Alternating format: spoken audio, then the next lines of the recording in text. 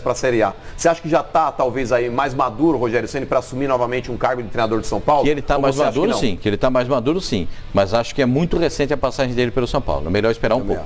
Eu colocaria... Você não recontrataria o Rogério Ceni? Eu duvido que o Leco hoje e o Rogério Ceni trabalharam juntos.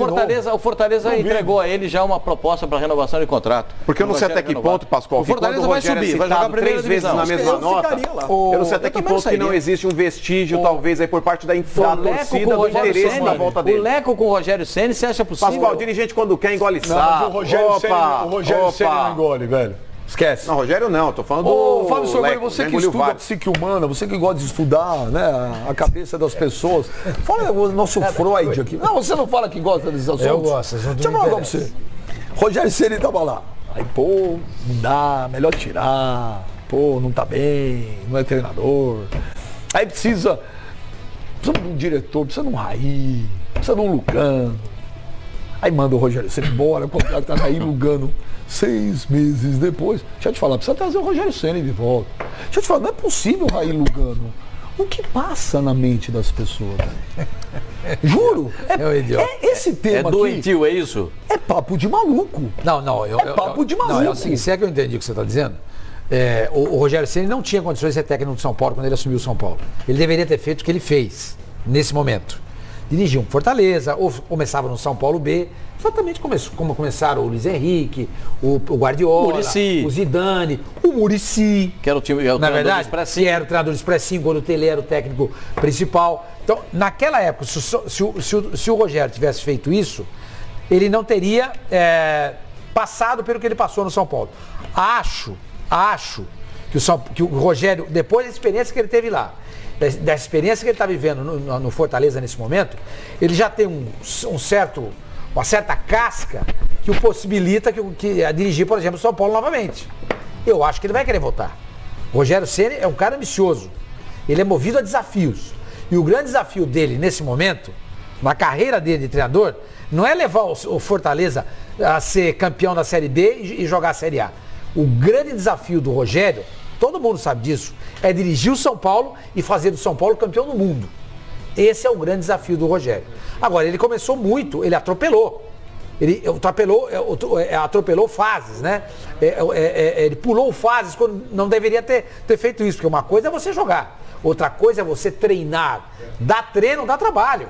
Não é que você chega lá, põe o chapeuzinho, o apito no pescoço, joga a bola e vai fazer. Não, você tem que estudar. Um baita você planejamento. Tem que olhar, um planejamento.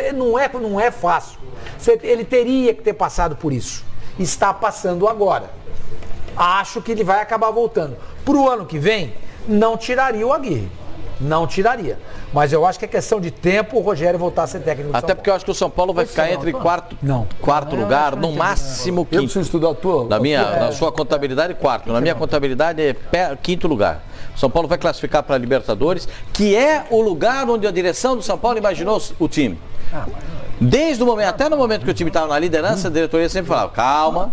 Se ficar para Libertadores tá legal, não tem porque vai faltar o punch final. Time Libertadores, também o brasileiro gosta de uma Libertadores. É porque tem que estar na Libertadores. Tá na Libertadores por estar na Libertadores é pagar mico, Pascoal. O Corinthians não queria ficar na Libertadores. Pascoal, é dinheiro, mas é que tá, Rodrigo. Gera crise, cachê. Time fraco em Libertadores é igual feio na balada. Veja como é que é esse negócio. O Corinthians não tem patrocínio na camisa o ano inteiro. Vai ter na última partida.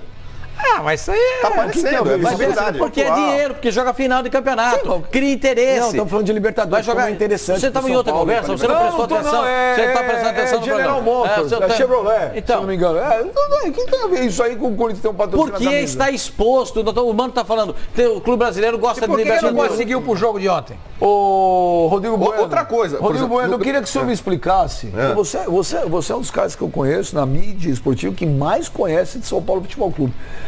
Qual o problema do São Paulo, cara?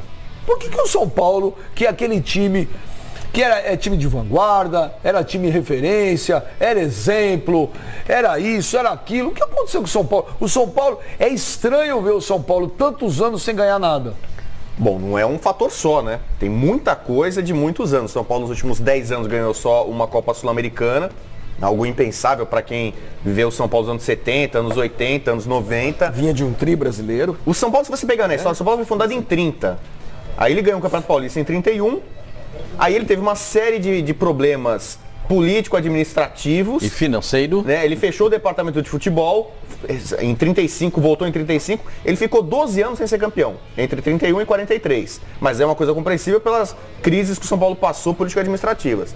Aí o São Paulo ficou um período no ostracismo, na época da construção do Morumbi e na época que você tinha um Campeonato Paulista com pontos corridos, com o Santos do Pelé e o Palmeiras da Academia. Como é que o São Paulo ia ser campeão entre 57 e 70, botando toda essa energia no Morumbi, tendo o Santos do Pelé e o Palmeiras da Academia? Você entende, bom, vai ficar ali, terceiro, quarto, se der vice-campeão e tal. E o São Paulo teve um momento ruim no meio dos anos 90, a venda do Denilson ajudou, porque o São Paulo construiu aquelas amortecedores no Morumbi. Então o São Paulo teve um problema financeiro também geralmente questão ligada com o estádio. E agora, você não tem essa desculpa. O São Paulo há 10 anos tem um estádio que, se não é uma arena moderna, coberta e não sei o quê, serve a sua torcida, a média de público muito boa, a torcida do São Paulo cresceu assustadoramente. Nos anos 80, quando começou nos anos 80, se fazer pesquisa de torcida no Brasil, o São Paulo figurava como a 7ª torcida do Brasil. Você pega de 90 pra cá, todas é o São Paulo como terceiro. São Paulo tem uma torcida de pelo menos 16 milhões de pessoas, sem muito exagero. As contas são... Todo mundo exagera as torcidas? Esses chutes de... Não, todo mundo chuta mais. Ok, mas que a torcida do São Paulo cresceu... Hoje a situação do São Paulo... vendeu mais de 150 milhões de jogadores Então o São Paulo tem tudo para dar certo. Porque ele tem a torcida aqui no Brasil, só perde para do Flamengo e do Corinthians. Mas o que está acontecendo? Então, eu tô dando o cenário histórico para tentar entender hoje. Problemas políticos, você pode botar... Se bem que tem outros times que também têm problemas políticos e conseguem em pé de guerra. O São Paulo tropeçou a partir do segundo mandato do Juvenal. Do Juvenal, ali começou. A partir do segundo mandato do Juvenal, que a gente até falou com ele, saudoso Juvenal, o São Paulo teve uma queda você vai lembrar. muito mais acentuada. O São Paulo por que o São Paulo estava em primeiro, voando?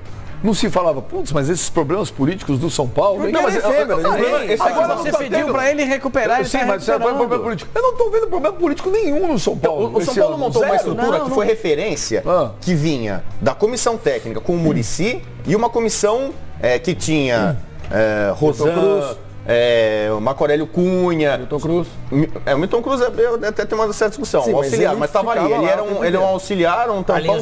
Carlinhos Neves. São Paulo em todas as áreas. Do departamento de futebol, de medicina, de fisiologia, São Paulo era uma excelência. Turíbio, depois aí o São Paulo foi tricampeão brasileiro e se autoproclamou o soberano do Brasil.